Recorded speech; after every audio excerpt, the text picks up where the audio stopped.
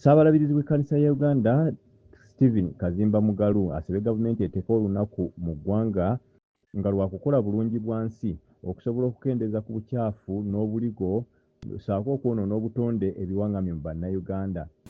Era wano ensabira gavumenti yandiwoozezza ku lunaku lumu wakiri buli mwezi oba lunaku lumu buli mwezi ng'abantu tebakeera kukola okuva ku makya paka ssaawa 6 buli muntu n'ayonja waali ne balongoosa ekibuga.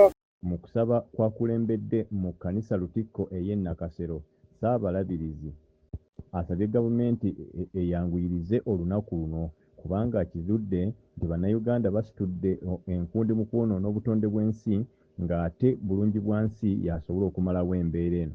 Okufuula ekifo kino wekiri nakyo ekirungi eggulu litandikira wano. Gamba eggulu twekeddwa okuba nga tukuuma ekifo kyaffe buli tubeera nga wayonjo nga walabika bulungi. Ssaabalabirizi agamba gavumenti esaanye okulowooza ku kyayinsuwa y'ebyobulamu emanyiddwa ennyo nga National Health Insurance okukendeeza ku bisale abantu bye basasula mu malwaliro. Kubanga akati wano abantu bafa bamu bambi olutwala ssente. Gavumenti yandiwoozezza ku National Health Insurance. Insurance eyo nga ffenna tulaba engeri naye bakiteeseze bakisse mu budget. Abantu baleme kufa mangu bwe batyo ne bagenda mu ggulu prematurely.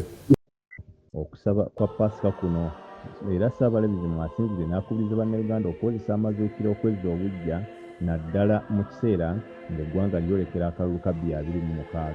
Eyina ennowa Chris Semalemu Semakula, Beg Television.